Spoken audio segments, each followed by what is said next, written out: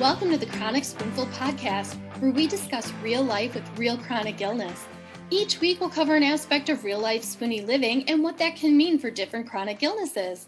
We hope this will be a place you can go for updated Spoonie info and where you'll find humor, because, we're a little crazy, important information, and community. As a disclaimer, we just want to remind you that yes, we'll be talking about chronic illness and health information, but we are not your doctor. Everyone's chronic illness is different, and we are absolutely not MDs, so we are not qualified to give you medical advice. We're going to tell you unequivocally to discuss anything we talk about on this podcast with your doctor. So now that we've gone through all our fun disclaimers, let's talk about what's new and noteworthy this week. As we do every week, we hope you had a good week. And we'd love for you to share it with us. So tell us how your week's been going in the comments or on our Facebook page or any of our social media. We love sharing and we love hearing from you guys. So share away, people. Yes. Tell us how it's going. Doesn't have to be positive. Just tell us how it's going. We want to hear it. But if it's positive, we also want to hear that. Okay. Anyway. Let's talk about our favorite topic of every week, COVID. The Johnson & Johnson vaccine was approved for use again. We've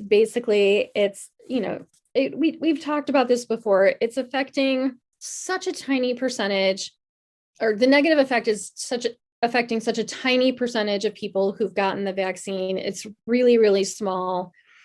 These blood clots, women are more likely to get these blood clots if they're taking birth control than they are from getting the vaccine. And I mean, by a significant percentage. They approved it for use again. I think people just need to be careful and be aware of symptoms. And if they start to feel weird, they need to go to the emergency room right away. I was telling Nicole earlier, I find it fascinating that, we've only seen this happening in women. It's very intriguing to me. So I think it's worth studying and figuring out what this trigger is for these blood clots. But it's happening. It's such a minimal, tiny, itty bitty percentage. Oh yeah, it's so infrequent that it's not worth holding back the Johnson & Johnson vaccine. Not at all. When it's going to help millions of people. So, and I think that's kind of what the FDA felt, and everybody felt that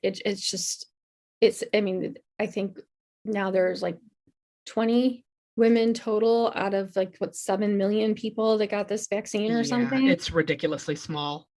And we don't know what was going on with their health or, what's going on in their body. You can never, you look at the number of people who die from Tylenol and, birth control, or have problems too from birth control, get blood clots from just birth control monthly. It's much larger numbers. So, I really don't find this to be a huge concern at all. I really don't. I would have no problem getting it. Yeah. I don't either. So I think what people just need to be aware of is what the symptoms are for blood clots. And you can Google that and just get to, if they're having any of these symptoms, to really get to a hospital immediately. I think part of it was the people that, were severely affected just didn't know what was going on. And I feel terrible for them. So I'm not trying to minimize what had happened to them. It's awful.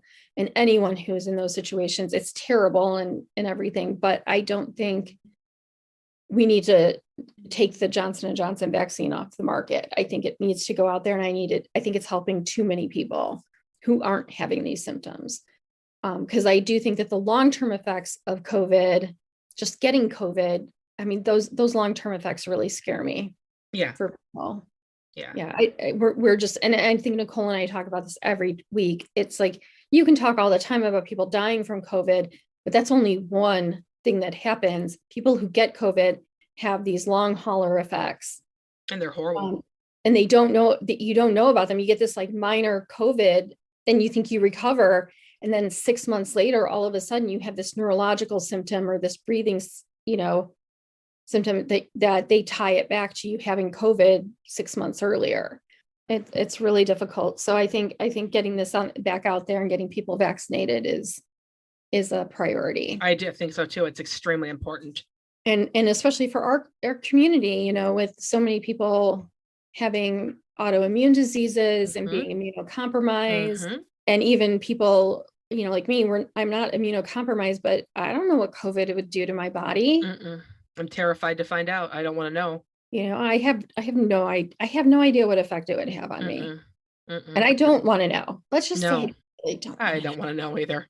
So that's our COVID update for this week, guys. We're going to talk a little bit about our week, which for me was not really like, as far as my health wise, it wasn't noteworthy. Nothing really big happened. What about you, Nicole? It's been a hard couple weeks. I'm having a real bad flare. So I got sent over to the hospital to get an infusion of Medrol, which is a steroid, 1,000 milligrams. And so the doctor was like, hey, you probably, won't sleep and you might be hungrier than normal, but all that has been fine. I am probably the only person that gets a steroid infusion and wants to go home and go to bed because I was so tired. It wears me out so much.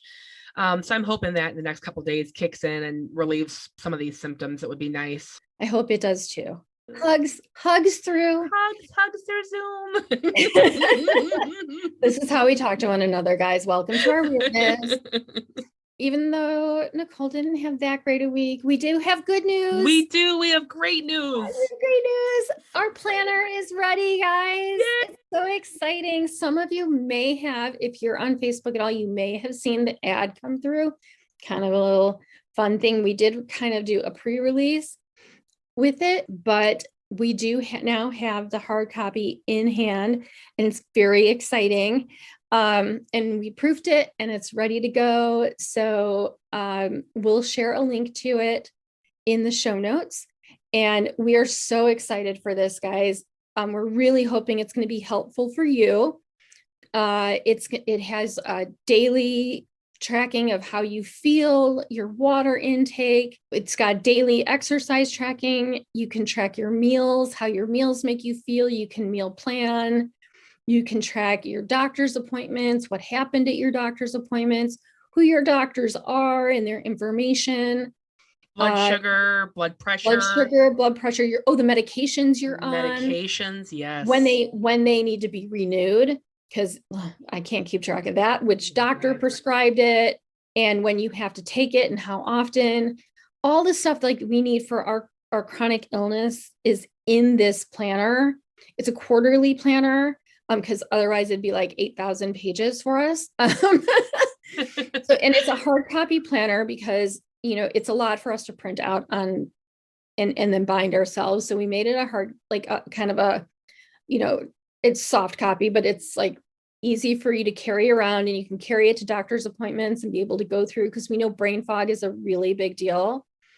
And it's hard for us to remember everything. So it's like a really great thing to carry to our doctor's appointments, be able to go through stuff with our doctors. And so we're just really excited to share this with you guys, and hoping that this is something that can help you manage all the things going on with your chronic illness. We're hoping it helps us manage everything going on with our chronic illness. Yes, definitely. Because there's so much to manage, you guys, and it can be really chaotic.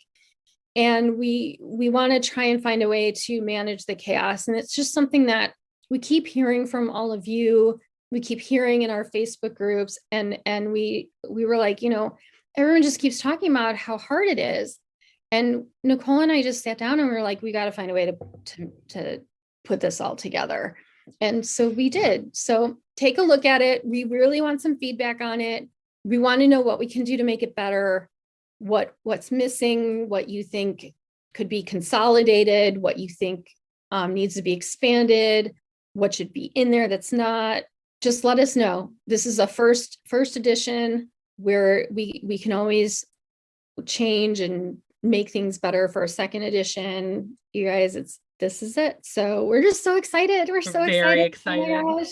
It's amazing. Yeah, it's been in the works, and we're super happy. So yeah, you'll see all our celebration posts. It's like celebration week. Yes, so exciting. So also to celebrate, we have crossed the threshold of 250 downloads, which for a new podcast is kind of a big deal. we have now set a goal to get 500 downloads. Woohoo! Yay. And so when we cross 500 downloads, we're going to give away a custom made Chronic Spoonful shirt. And I mean custom made. There's not going to be another one like it ever in the world. It's going to be your custom made shirt, but we got to get there. So what we're going to give this away. The only way you're going to get one though is by signing up for our email list, because otherwise we don't know who you are to contact the shirt. Because, you know, when you listen or you download, we don't get your information. Like, cool. You're totally anonymous, guys.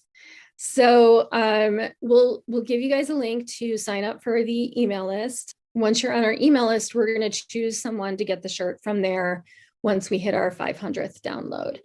So it's exciting too. Totally custom made shirt. Very exciting. Oh, it's so exciting. So yeah, so these are our exciting announcements for this week. That's our new and noteworthy. If you can't tell, I'm bouncing in my seat. I'm bouncing in my seat. Bouncing. Okay. Okay, not too much bouncing because that hurts my joints. All right, Nicole, are you bouncing in your seat? Yes, of course, always. Always. Come on. Okay, well, we're gonna stop bouncing a little bit and we're gonna get to the serious face. Serious face. We're gonna talk about finding a job when you have a chronic illness.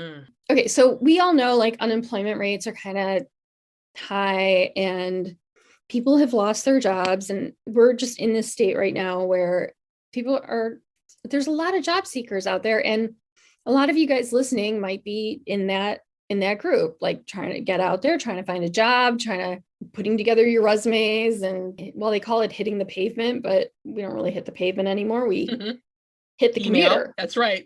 We hit send. Yeah. You know, it's a little bit more difficult when you have a chronic illness to find a job, and it's hard. It's a different type of navigation. So we wanted to talk a little bit about how you navigate this finding a job world with your chronic illness, give some advice.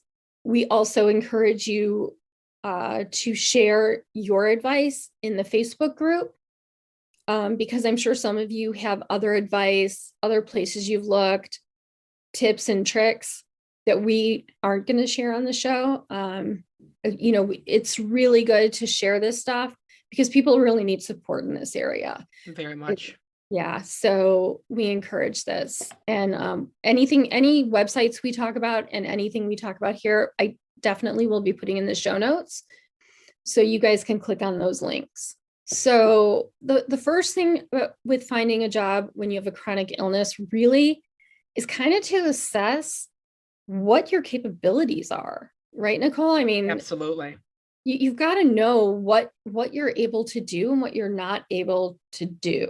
That was a really hard thing for me this year, is when I was, not so much when I was diagnosed, but when I started looking for a job, I really had to do a big assessment of what could I do? What could I do? And what couldn't I do? Like, I used to love to travel, but travel is like, the last time I flew to Singapore for my job, my body hated me.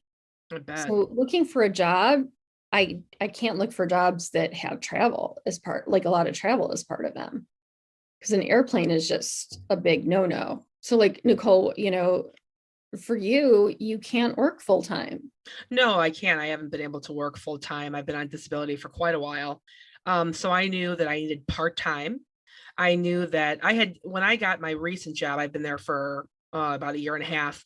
And I knew I had gotten 2 job offers, and I'm really glad that I got this one first. Like the day before I had to make the decision, they offered me the job. And the other was at a dispensary. And I really thought originally that's where I wanted to go, but I realized as I didn't take that job, it would be constant standing, constant running around. You're never just, you have no relaxed time. You're doing this, you're doing that. And my body was not going to be able to handle that. So I have a desk job. I do get up and, get things periodically and fax things and such, but it is so much easier on my body. This is the perfect fit for me. I never thought I would find this. Yeah. I'm so glad, because you and I talk about it all the time. Like, this job, it's much Perfect. better for you. It really is. Yeah. And then it's also like, are you able to go to an office location, or do you want to go to an office location, or is it better to work from home? Do you need flexible hours? Like, for me, I sometimes have to lay down at 2 o'clock in the afternoon, because my body needs that half an hour to just like recharge a little bit. Mm-hmm. And then I get back up and I'm fine. So like, working from home is a really big deal for me, Yeah. because I just need, like, I can't lay down in an office. Mm-mm. And Mm-mm. heaven forbid, like, someone walks by your office and sees you with your head down on your desk. Oh my God. Yeah. I mean, no, that's just not going to work. Mm-mm. So you have to know if you need to go to an office location or you want to work virtually. So assessing those things early on, like, can you lift things anymore? Because like, I can't lift things anymore. Mm-mm. I used to work events where I would be carrying supplies in to set up for events. And I can't do that anymore. I can't carry the boxes. I can't lift the boxes up off the floor. Putting together backdrops, it's just like, oh, okay, that's just not going to happen. It's just like working, 18-hour days for 3 months. That can't happen anymore. Mm. Or like, maybe you have discovered you're sensitive to certain chemicals. Maybe you've developed allergies. Maybe your vision has changed and you can't, or maybe you can't drive anymore, and that used to be part of your job. So you have to kind of assess what you're able to do before you can start looking for a job, because your past jobs may not be indicative of what your new job is going to be. And it can be really hard.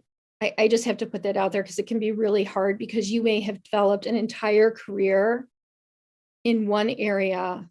You may have spent your entire life building up a reputation, an expertise, skill sets in one area. And now you're like, I can't do that anymore. Mm-mm. Psychologically, that can be very hard to deal with. That can be, it can, in some ways, it can be devastating. And you have to deal with that and let yourself absorb that and let yourself grieve that a little bit Absolutely. when you do this. It's very hard. I mean, I was a nurse for a long time and I can't work in nursing anymore. I mean, those days are over for me. The constant standing, all the stuff you have to remember, how you have to move with such a quickness. I mean, I can't, and not to mention the bacteria. I'm very immune suppressed. I don't want to be near the bacterias, the viruses. I can't take that risk with my health. So my entire life had to change. It's really hard. It can be really hard. So, allow yourself to grieve that if it's something you really loved. Just give yourself that chance. And that's why you have to do the assessment, because you'll start looking for jobs and you'll start realizing, oh, that this is in my wheelhouse. This is in my wheelhouse. And you'll start going through the list of things you have to do and start realizing all of a sudden you can't do them anymore. Mm-hmm. And it'll start hitting you. Messes with your self-esteem. At least if you do it beforehand, you have yourself in the right mindset when you start to look. It helps a little bit before you start looking. And that's where it brings us to the next step. Mm-hmm. Where do you look for jobs, Nicole? Yeah. Where do you start looking for these things? I always looked, I like Indeed and Simply Hired are two of my favorites. And I always post my resume up there. And then, when I do search, I started just typing in for like what you were looking for part-time. And then I put like within 25 miles of my home, because it gave me so many different options. It wasn't just stuff that I was doing before. So, I was looking for anything like reception or desk work or, something that wasn't going to give me a 50 bullet point job description, because I know that's just not going to work with my brain fog. Those were the things I was looking for, something, that was a little bit more relaxed, something that was more relaxed in my body. I think there's a lot of places you can look, depending on what you're looking for. If you have a very specific skill set, if you're like the Liam Neeson, you have a specific skill set and you're going to use it. Okay, don't be Liam Neeson. Oh no, But do be him. okay, if you're able to do that, no. Love the You know, movie. there are specific job sites, but there's like, there is Indeed, there's LinkedIn, there's Simply Hired, there's all the main like places you can go to look for jobs, and you can narrow down your focus on all of those sites very specifically by, locations, salary you want, part-time, full-time. You can try the Department of Human Services, you can try your unemployment offices. They all have jobs listed and available to try and meet your needs. If you want to find a remote job, Indeed has a button on there that says remote. You click that and it'll list all the remote positions. Flex jobs and virtual vocations. Now they both charge a fee, but they have a huge list of virtual jobs. They're all remote, and some of them are remote during the pandemic only. Some of them are partially remote. Some of them are 100% remote, but you can also sort there by the different types of positions they are. They're not skill level, like career level, experience level. And you can also search by, kind of what industry they're in. Mm-hmm.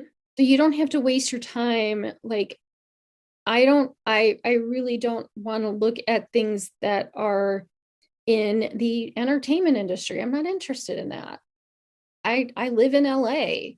I have zero desire to work in the entertainment industry. And yes, there's a lot of jobs there, but I don't want to work in it. So I don't have to look at that, but you could look specifically in communications. You can look specifically in that. So you can expand your horizons a little bit by saying, oh, I might be interested in something in nonprofit. You can look specifically there, and it's all remote jobs in nonprofits. Which is great. Yeah. So there's tons of places to find jobs. You just kind of have to expand and not be afraid sometimes to look at smaller job boards, because sometimes people don't post on the big job boards and they post on smaller, very specific job boards. And you'd be amazed how you can find jobs that no one's applying for. You can also look at specific companies you might be interested in and apply direct through their career. Like if you look on their website, it might somewhere on their website say careers or jobs, and apply directly through there, mm-hmm. because those jobs may not be posted on one of the big sites. And then you end up in a smaller pool of people. So I think that helps you a little bit when you get into those smaller pools of people. Very much. So just keep your mind open about where you're looking and just take your time. Again, don't stress yourself out. I know that money is always an issue when you're looking for a job, but just take your time and breathe and open your mind to what the possibilities are. That's my big advice here. Because I just threw out like 27 different places to go look, and your mind's probably like, oh my gosh, there's so many places she just listed. And then when you get there, we need to talk about, what do you look for in the job description? And Nicole, you touched on that, right? The things you look, or actually you touched on the things you avoid. Yeah. The things I look for is, again, am I being asked to sit or stand? For how long? How long are the shifts? Or, just is this a 9-to-5 job? Is this 2 days a week, but they're 10-hour shifts? What are they requiring? I can't work 10 hours. That's too much for me. So I wouldn't be interested in that. I want to know how far it is, because the sun affects me when I drive. So how far am I having to drive for this job? That's something else I think of. And plus, I don't want to be driving 30 miles in the snow. So I'm not trying to do that either anymore. When I was young, it didn't bother me. Now I'm kind of like, yeah, I'm not interested. So I just look for what is going to affect my brain fog, or what I'm still going to be able to do when I have a little bit of brain fog going on. I need to know what I know what I can do physically. I've been sick long enough. I know that. So that's another very big thing for me. And then I just want to make sure that it's something I can do. I mean, what is the requirements of the job? Are these things with a brain foggy day, or when I'm overwhelmed, just because I am sick? Is this something I can do and do well? Exactly. And I think that's why at the beginning we say assess what your capabilities are, because you're going to look at that job description through that lens of knowing what you're capable of doing. So I also look at it, am I going to be stressed out doing this job? So I'm looking at managerial positions when I'm looking at jobs. So I'm looking at managing a group of people, and that comes with a certain level of stress, and also, having to, manage a team, take care of other people, do all, and get all the, make sure their tasks are getting done as well as mine. So there's a level of stress there. But then I'm looking at a job description and seeing what they're saying. Are they saying like you're going to hit the ground running? Oh yeah, no. No, that means there's not going to be any room. They're not going to give you any room for learning. They're not going to give you any training.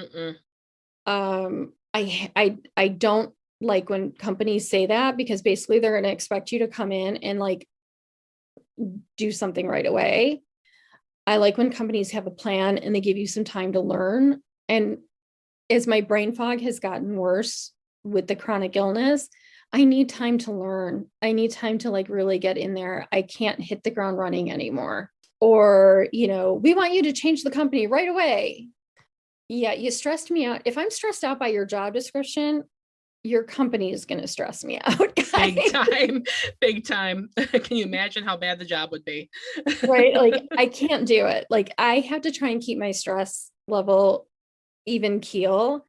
And if I'm stressed out about your job description, I'm not going to apply to your job. Like it's just not going to happen, even if my skill sets fit your job. So I'm looking at things like that. And again, I said it earlier, travel is a big deal for me now. It didn't used to be. I used to love to travel. It was one of my favorite things. And now I'm like, that too. oh, I don't want to travel anymore. It's too hard on our bodies. Yeah, if I'm going to travel, I want it to be for me. I don't want it to be for someone else. Yeah, and I'm looking at the type of tasks that they're asking. Is there a laundry list of things that I know I'm not going to get done? Are the things they're asking for reasonable? Are they in my skill set? And are they not going to be overly taxing for me? And that's kind of like what I'm looking for in the job description. And for me though, I'm also like, is there something that I'm going to learn that's new, but isn't going to be like crazy? Yeah. Because I'm that person, but that's what I'm looking for in a job. So you also have to know what you're looking for in a job. It may be like, I don't want to learn anything new. I just want to go in and do a job and get out. And that's also fine, by the way. There's nothing wrong with that. There's nothing wrong with looking for a job that's just a job. There's also nothing wrong with looking for a job that you want to actually turn into a career. And that's also okay with chronic illness. No one should tell you that your chronic illness should hold you back from having a full and fulfilling career. If you want a fulfilling career, then 100% go for it. Again, assessing what your capabilities are and giving yourself the time and the space to move up to where you need to be. Yeah, it's very important. And Department of Human Services also has job retraining. If you're on disability, you're eligible for that. If you are laid off, I believe it is also, and you can't get a job and you have a chronic illness too, you are also able to be qualified for that. And they sent me, they were going to send me to school. They sent me to a couple classes, and I was going to completely change my field, but then I realized I'm never going to be able to work full time. It's just with my illness the way it is, I will never be able to work full time again. So I feel very blessed to work part time. It gives me something to do. I love my job. I love who I work for, but I'm very fortunate. I knew I couldn't do more than 3 days a week. 3 days a week is extremely taxing on me. So that's the max I could do. I could never work 5 days a week. So for me, I wasn't worried about building a career. I just wanted something part-time that I knew I was capable of doing, that I would do a good job at, and that I wasn't working 5 days a week. Exactly. And I'm the person who, I don't know that I want to necessarily build a career anymore. There was a time when I did, and it mattered to me. It mattered to me to grow that way. And that's just when I was younger. Not wanting to build a career anymore has nothing to do with my chronic illness. It's just where I am. It's just where I am. I'm just at a point where I want to be a manager and I want to help other people under me grow. So that's who I am now. I'm now more like I want to be in a mentor state. So that's what I'm looking for in jobs. That's what I look for when I'm looking for jobs. And that's okay. Like I've hit my managerial point where I'm happy. So I guess you could say I've hit the point and I've grown in my career to the point where I wanted to grow. So if you're at the point in your career where you're not at the point you want to be, you can still grow. Your chronic illness is just a part of who you are. It's just one part of who you are. You have a lot of other parts of who you are. So like you can't just let your chronic illness be 100% of you. It's not 100% of you. Definitely. When we're talking about looking for a job, we're talking about another part of you. So if you want to grow in a career, you have to figure out how you're going to do it with that part of you that has a chronic illness. So it may just take you, maybe with your chronic illness, it just may take you a little bit longer. You can't compare yourself to someone else. You just can't. Like, if you start comparing yourself to other people, you're going to hold yourself back. This is your path. This is your journey. So the only person you need to compare yourself to is yourself. The only person you need to set a goal for is you. That's right. So when you're looking at a job description and you're on your career path, the only thing you need to be looking for in that job description is what it's going to do for you on your career path. Is it your next step, or is it the step you want to be on? That's what you're looking for. If you're the person that just wants a job for a job, then that's what you need to look for in the job description. It's all you. It's all about what you want, what you need. But it's also about assessing what your capabilities are and making sure you can do that job. So that's what you're looking for when you're looking in the job description. And then you get the fun part of the next task, which is writing your resume and cover letter. It's my favorite part. And I say that with a forced smile on my face. But Nicole, you have some good advice here about looking for templates. Yeah. I use CV Connect. It's free. And that's where I did my last resume. And it was actually, I got a lot of compliments on it. I also go and I Google examples of resumes for the types of jobs I'm looking for and the jobs I've had in the past. And I do a lot of copying and pasting. And I've gotten so many compliments on my resume. It wasn't very hard to put together at all. I had somebody else I had a friend of mine write up my cover letter. And I've used the same, I've altered it a couple of times, obviously, but I've used the same format, and I get a lot of compliments on that too, which is great. Yeah, I mean, I think there's a lot of templates out there. You use CV Connect. I've used some templates out of Word. I've used some templates out of, what is the one in Apple? I don't know. What is that one? I don't know. I forgot. Notes. Because maybe it's Note. Microsoft has some great ones though. Yeah, they have some great ones. There's some in Canva you can use. There's so many templates out there, but I think, and then I do the same as you. I Google jobs that are similar to what I've done to get samples of language that I can use, because that's the hard part, is like trying to describe your job is really hard sometimes. It's terribly hard. And then also the Muse has a really good list of action words to use. It's really good. So you can like go and find to say, instead of saying I managed blah, blah, blah, blah, blah, it would be like I spearheaded this. Like it's just, it gives you really good action words to use for the things you've done. And so you're not using the same boring words over and over and over again. So they have a really good list there. I like the Muse a lot. Also, they have a really good job board if you mostly technology stuff. So but the templates that are already done, it's so nice because it's kind of just plug and play. Which is so easy. So easy. But that's for resumes. Now I'm going to give you guys kind of a little hint here. Please send a cover letter with all of your resumes.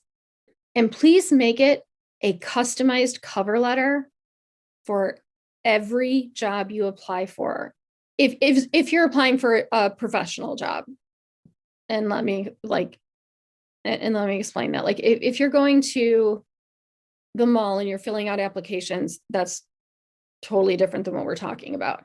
But if you're applying for a professional job that requires you to give a resume, give a cover letter. I've done enough HR work. I am wholeheartedly annoyed that there is not a cover letter. And I've read every cover letter that's ever come in, and I have rejected every person who's applied without a cover letter. I don't like it. Because in every job description I've put up for people I've hired, I say I need a resume and cover letter for this job. And the reason I do that is because I need your cover letter to tell me why you want the job. Why do you want this job? Your resume tells the person what you've done, right? All your skill sets, what you've done. Your cover letter tells the person why you want that job. And I know it's extra effort, and it's like, I hate it. And I hate it because I customize both my resume and cover letter to every job I apply for. I have hundreds on my computer, but that cover letter tells them, this is why I want this job. This is why I'd be good for the job. You're making that sales pitch for that job. It really does make a difference sometimes between you and someone else. And I have actually hired people that have had amazing cover letters. Do a cover letter. And if you ever see like where you're like on a site and it only has a place for a resume, upload a PDF that has the resume and cover letter. It will set you apart from other people, 100%. Yeah, I've always included a cover letter, no matter what the job I was going for. I wanted it to look very professional. Yeah, it does end up looking much more professional, and your cover letter should match the template of the resume, and it should be an actual letter, not 2 sentences. Mm-hmm. You can get sample cover letters, again, from like the template sites. There's usually some sample cover letters there, and just follow the sample templates. And once you kind of get into the rhythm of it, I find it really hard to sell myself. You get into the rhythm of what you do, what you have to write. Yeah. And there's lots of examples out there in case you get stuck. And there's also places you can go. You can Google in your area, community centers, things like that will help you write a cover letter. If you don't have a computer, you can use their computer. So, do Google that. We have one from where I live, maybe 15 minutes away, and they're a huge resource center. You can come in and they'll teach you classes on like Excel, because I'm not good with Excel. I didn't really need that in nursing. I don't know anything about Excel.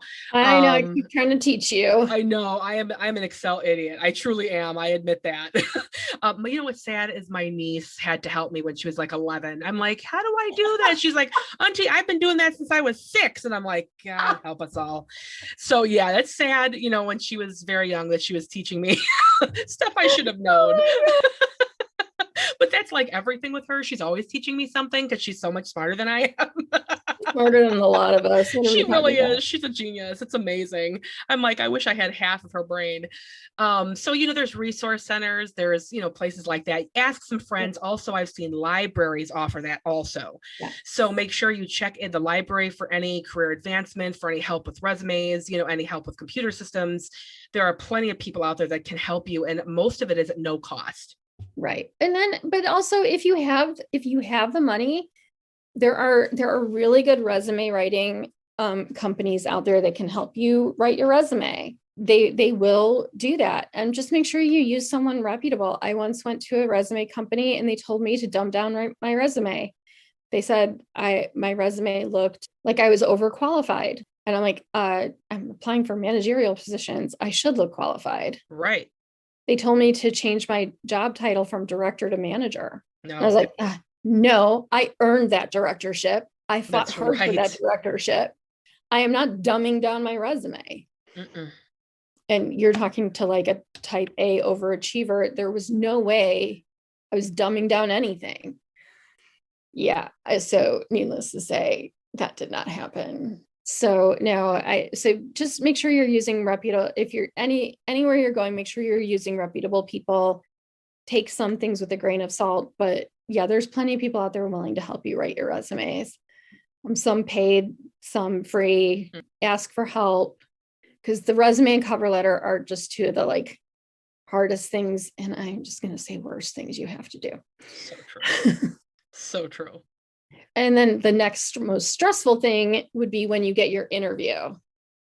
Most definitely. So stressful. Now it's, I always say, like, practice beforehand what you're going to say. Try to think of questions that the interviewer is going to ask you. Look at your resume.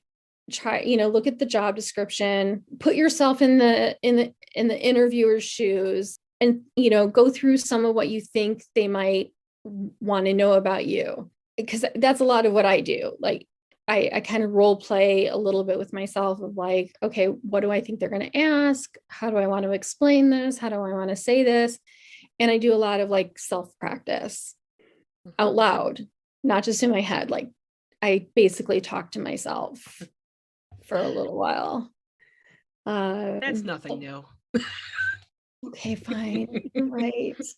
Sorry. Talk to myself a lot, but I do that. I Google too. You can Google what are the most popular interviewing questions right now and answers. And that really helped me on a lot of my interviews. And also research the company where you're applying. Yes. That's a big deal. Yes. I never liked when I interview people and they had no clue what we did. They'd come in and they were like, they basically looked at the front page. They basically knew the organization, but they didn't actually know anything about the organization. Like, they never went past like the front page of the website.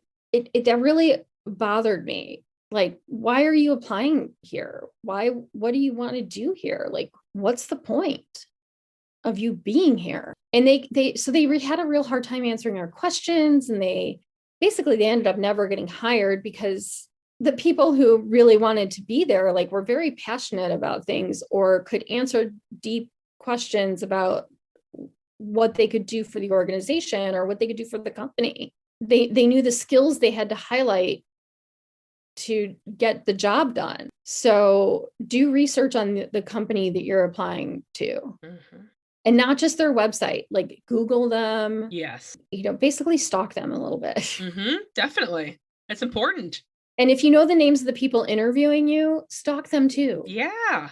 Kind of get a feel for them, get a feel for who they are. And it will help you on the interview so much. Most now, definitely. If you stalk them, don't be like, oh, I saw you went sailing 2 weeks ago. Don't do that. No. Don't do that. Don't tell them you stalked their Instagram or Facebook or anything or LinkedIn else. or anything. Mm-mm. Please don't do that. No. You will not get the job. No. They may call the police. You may get a restraining order. Yes, please don't do that. That's not going to happen. But it gives you kind of an idea of their temperament, their personality, and kind of helps you with that. So I will say, just do some research before you go into your interview. But then when you do get into the interview and kind of when you write your resume, don't feel you have to disclose. Actually, don't disclose your chronic illness. You don't have to tell anybody you have a chronic illness. You should not tell anybody you have a chronic illness. Legally, it's none ya. That's right. Honey. That's right. It's none your business. None of their business. It is not their business. You don't have to put it on your resume. You don't have to tell them in the interview. If they ask you directly if you have a chronic illness, you don't have to tell them. You do not have to answer that question. And you can say, I don't have to answer that question. Mm-hmm. That is not a legal question for them to ask you in the interview. Mm-mm. And you can say that's not a legal question for you to ask me during the interview. That's how you respond. Just like they can't ask your religion. They can't ask your age. There's a whole bunch of legal questions they can't ask you. And if you're not sure what they are, you can Google them. Yeah, because it's all part of like a non-discrimination act. And yeah, there's a whole list of legal questions that people have to avoid in interviews that they violate all the time, by the way. Mm-hmm. So true. Because people aren't aware of what they can and don't have to answer. And they try to find ways around them. So, and they don't always do it on purpose, by the way. And I shouldn't be so accusatory. Like, people don't know sometimes that they're asking an illegal question, because they'll be like, oh, when did you graduate? Oh, you went to such and such high school. When did you graduate? Yeah, because like my cousin went there or something, Yeah. I And just they say, don't oh, a realize long time ago. yeah, they don't realize that that is technically not a legal question, but they're not actually asking it to find out your age. They're asking it because they're curious about whether or not they know someone who knows you. Right. But technically, they can't ask you that question in an interview. No. I had to do interview training for a lot of people in the offices that I have worked in over time. And these were things that we would have to discuss. And people think that the only question that's illegal is to directly ask, Nicole, how old are you? Yeah. When were you born? Like they think that it has to be a very direct age question, but it's not. It can be a very indirect question. People can find a way around trying to ask about your chronic illness. And one of the ways they do that are gaps on a resume.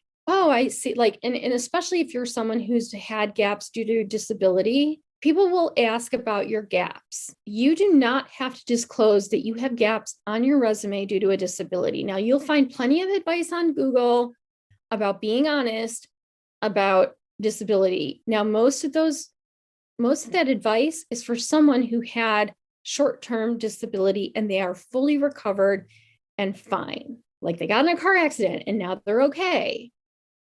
Well, great. But if you have a chronic illness that's recurring, that's going to be more difficult. And if you tell them something like, Nicole, you tell your boss, I have lupus, but I'm okay now, so I can work.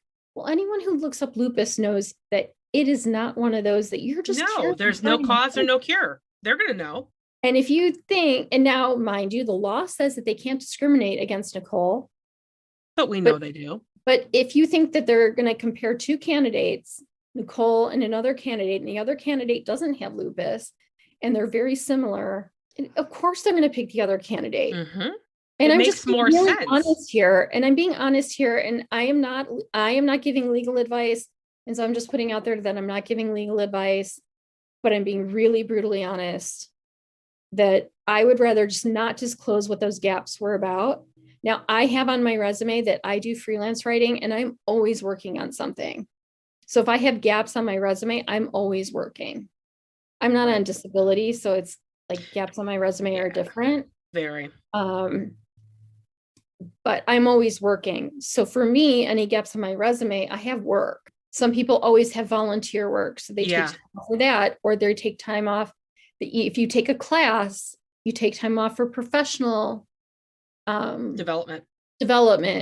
If you take time off at volunteer work, you take time off to care for an elderly family member. I find it rude to ask people about their gaps because people take time off for a lot of different reasons. And I think that that's a personal thing for them. I've never asked about people's gaps on their resume. I find that it's a personal thing and it should always be a personal thing. I don't think that that's my business, but some people dig into that. They do. I've heard employers say, oh, that makes someone look, irresponsible. They can't keep a job. And I'm like, but you don't know why they were off. It's not because they were job jumping or, going, every 6 months on vacation and they just didn't want to work a full-time job or a part-time job, whatever. It's not like that. Like you said, there are so many reasons why you may have had to take off a year or 2, 3 years. You don't know. You could have taken care of a sick parent, a sick child. There could have been numerous things. So you're right. I think it's a rude question too. Yeah, I don't like to ask about it. There was a time period where I was changing jobs every 2 years for various reasons. And I had an employer ask about it. And so first of all, I go into an interview realizing that, yes, I'm being interviewed, but I'm interviewing the company too. I'm trying to determine if I want to work there. So I don't go into an interview thinking that I'm being judged. I'm also the judge too. Like we're both judges. I know that sometimes we're desperate for money. I'm really not. I just have a different perspective on interviews. So I go in and he looks at my resume. He's like, you only work places for like, I'm looking at this and like, you've changed jobs like every 2 years. What makes me think you're going to stay here and be committed to this? And I just looked him right in the face and I said, if you look back, the longest job I've had was almost 8 years. I said, when I find a job I like and I find a place that I fit in and really speaks to my soul, I stay. I'm looking for a job that's going to last a lifetime. If this is a job that you tell me that we're going to work together and it's going to speak to my heart, then yeah, I'm going to stay and it's going to be a lifetime job. And it turns out I stayed there 10 years. That is so awesome. He didn't know what to say after that.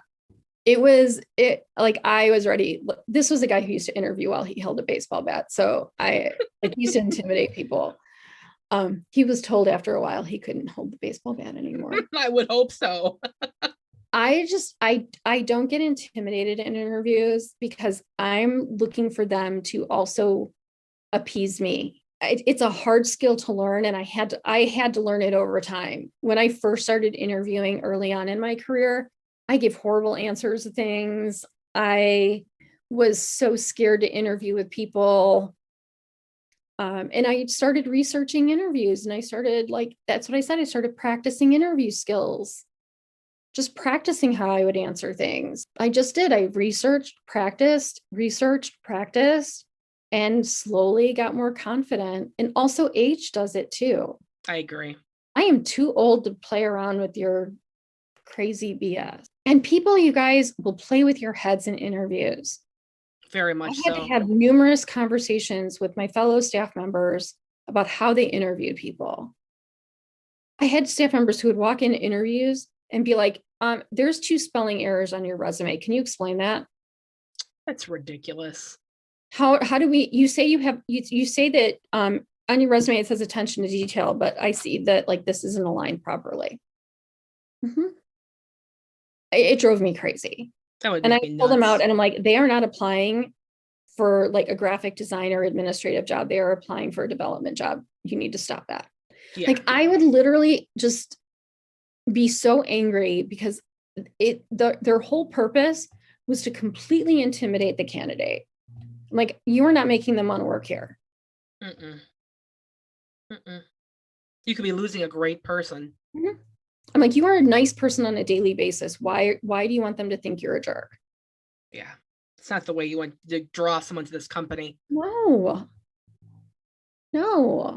So, one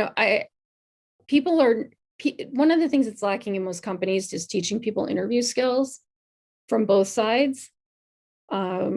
Absolutely. It's so horrible. So you guys just be aware, the insider tip, most people don't know how to interview you. They really don't. Don't think you're going into interviews and these people know all be all.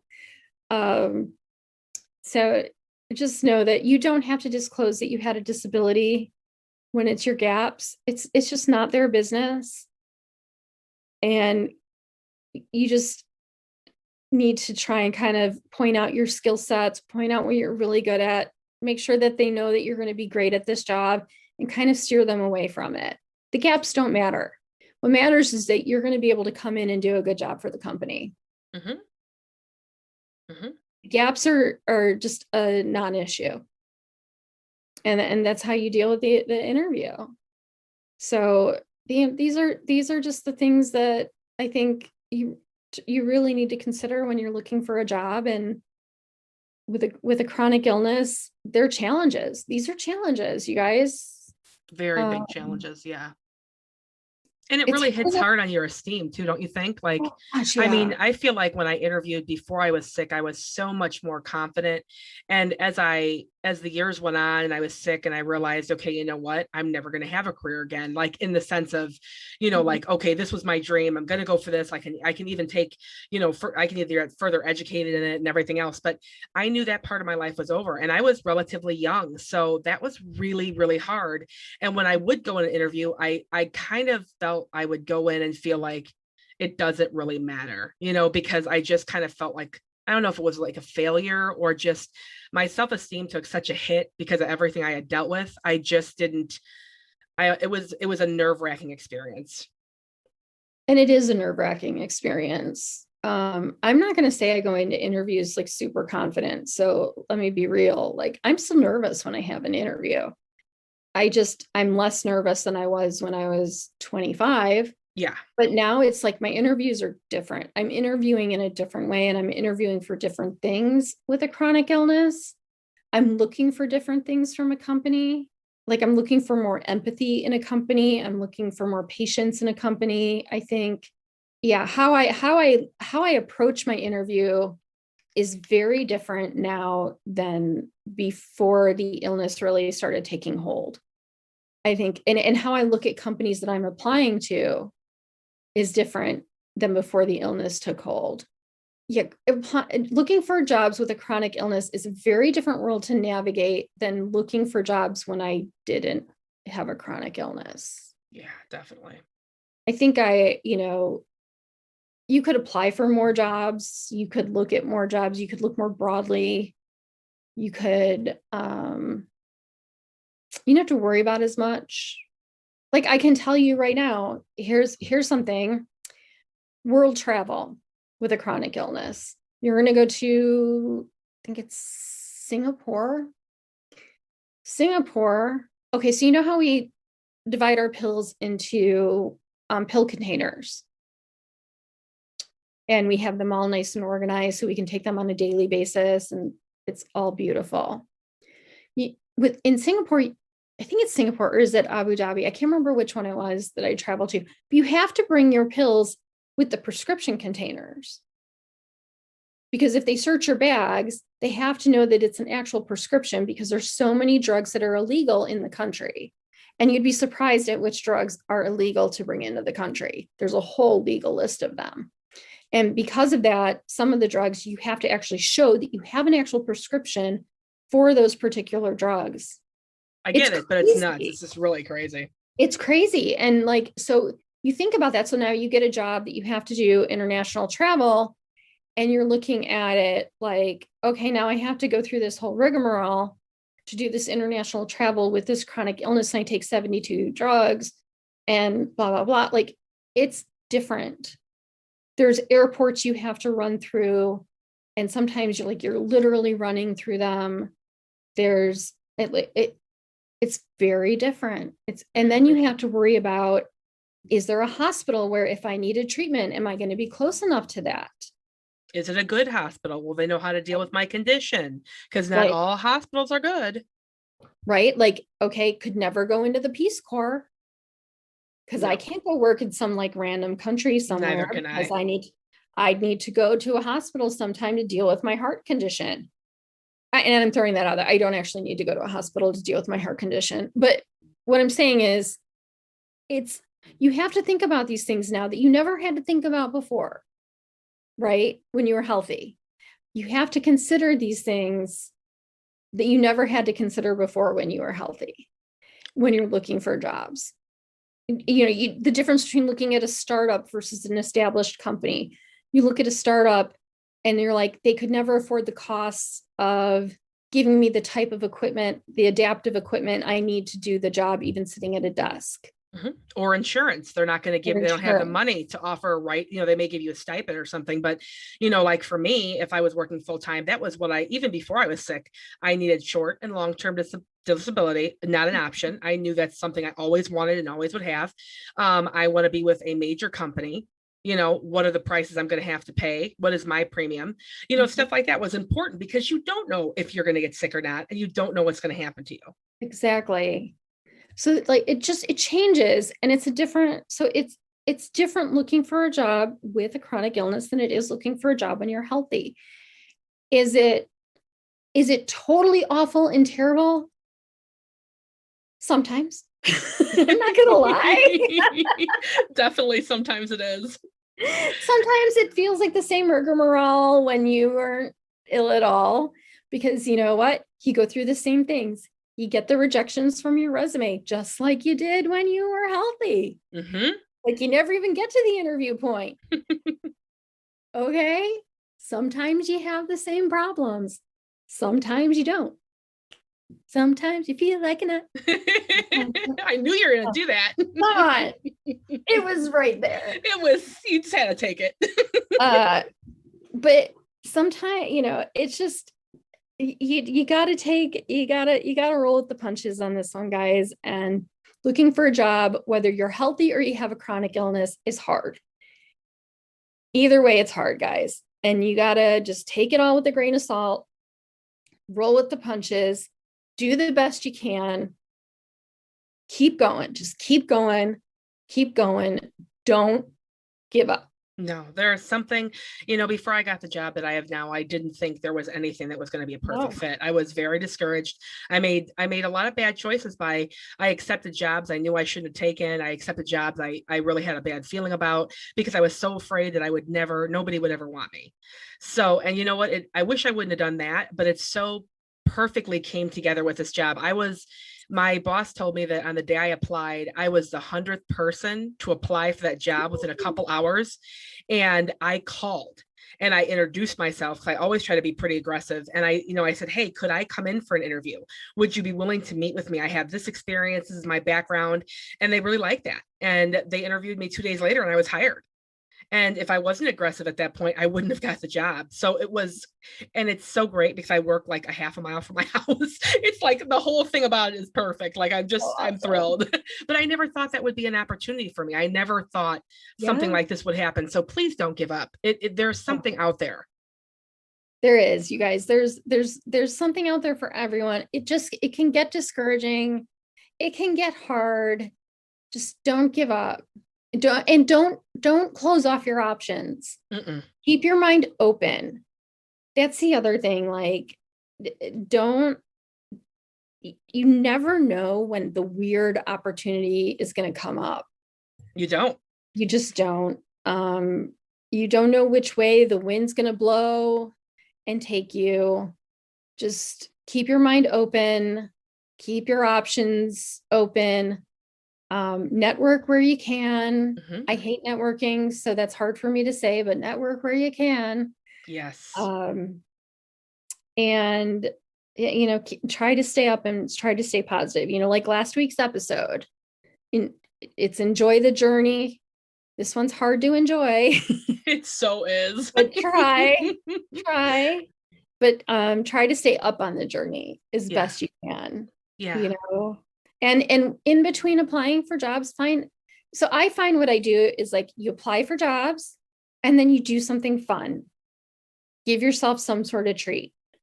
I don't care if it's watching a fun movie, reading a fun book, make yourself like something fun to eat, go for a fun walk, just do something that's like joyful because, you just want to bring yourself up a little bit. So just find your joy in life somewhere while you're looking. So that's what we have for today, guys. Good luck for any of you looking for jobs. For any of you not looking for jobs, save the episode for whenever you guys want out. And you guys check out the planner. Take a look at it. Follow the link. Take a look at it. Let us know what you think. Buy it. Please. Buy it. And definitely download the episodes. Encourage your friends and family to download the episodes because we want someone to get that t-shirt. Yes. And we'll chat more next week, guys. Have Thanks a good for week. Listening. Yes. Have a great week, guys. Talk to you next week. Bye-bye. Bye.